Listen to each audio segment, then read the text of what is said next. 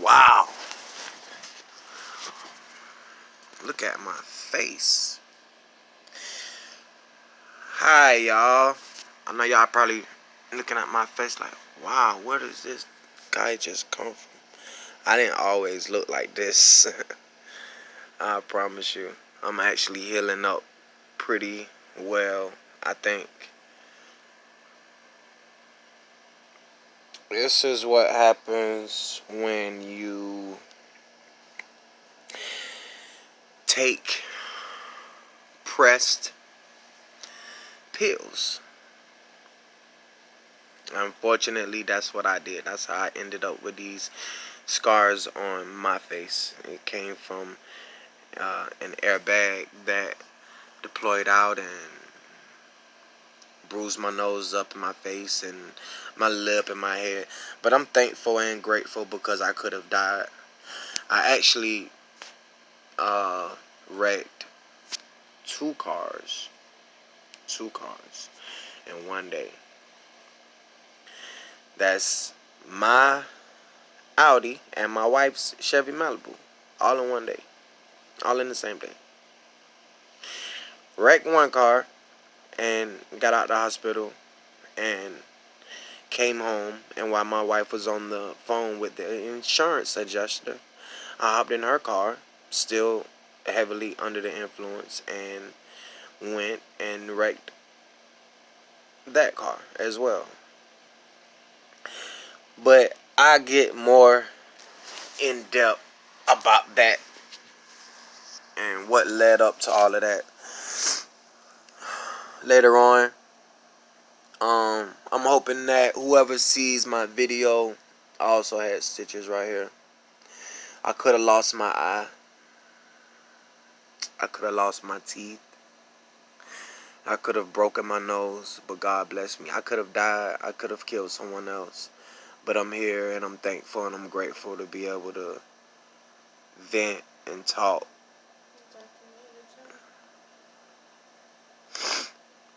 And I hope that someone somewhere can see my videos and relate. And I hope that y'all like my videos. I hope that y'all subscribe to my station, Below the Cow. And I hope that y'all share it with other people so that, you know, my testimony can be heard and maybe, you know, I can help someone else.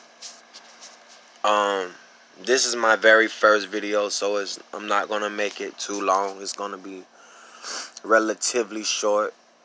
But as my introduction, today is my 7th day sober or detoxing from fentanyl pills, pressed Roxy 30s to be exact. And that has been my go-to, I guess you may say, drug of choice over the past few years. And ironically, how I got like this, it didn't even have anything to do with taking Roxy, the pressed Roxy fentanyl pills. It came from taking pressed Xanax pills, which I want to be clear, I've never really been a big Xanax person.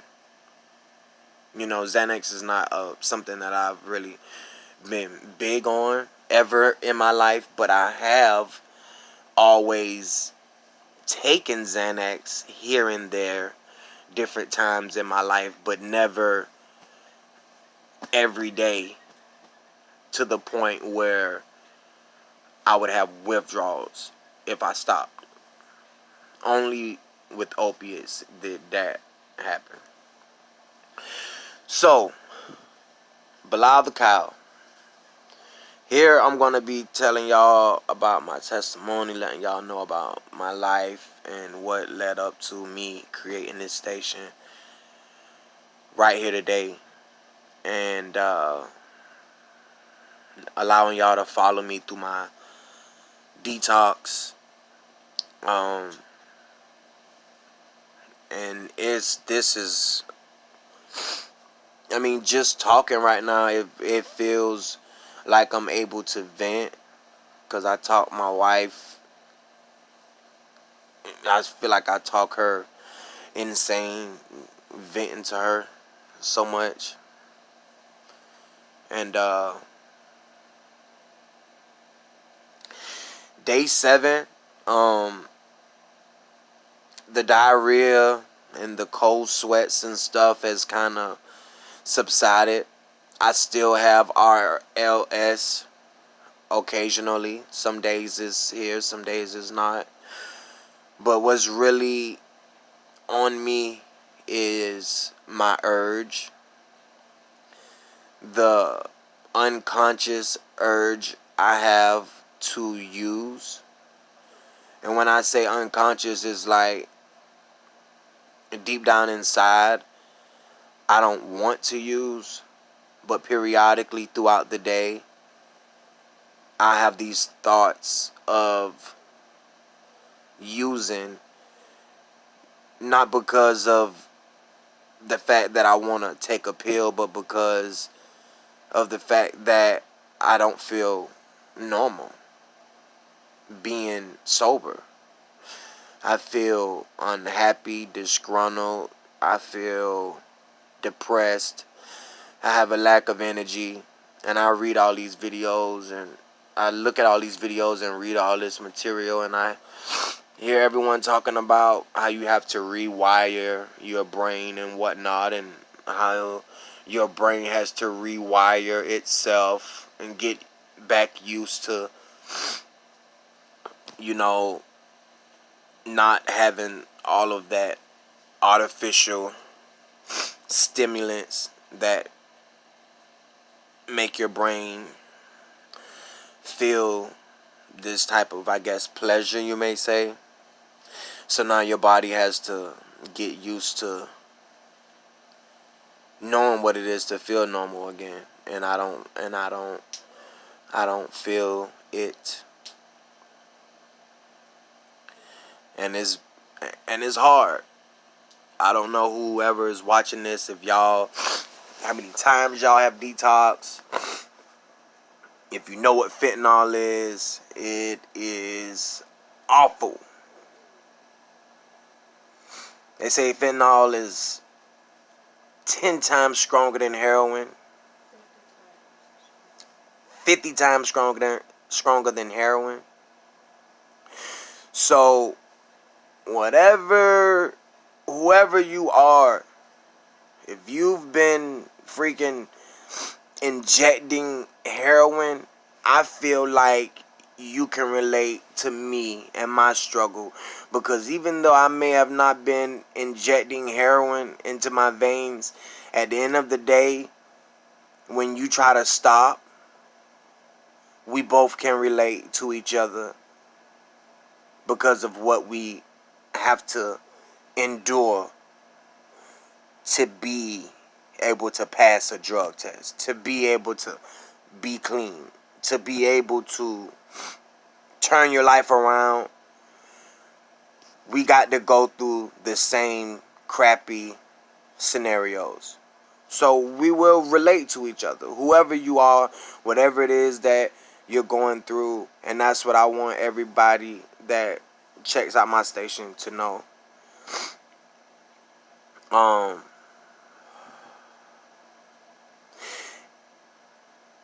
And it sucks, because sometimes I feel like, like today my wife told me, she was like, well, because I have a 5-year-old son, and she was like, well, our son is with his granddad, let's go downtown and let's go check out this new hotel that they have down there or whatever. And I'm really just not feeling it. I don't have the energy.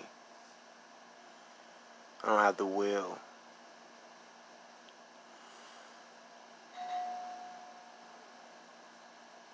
I know I ain't order no pizza. Hold on.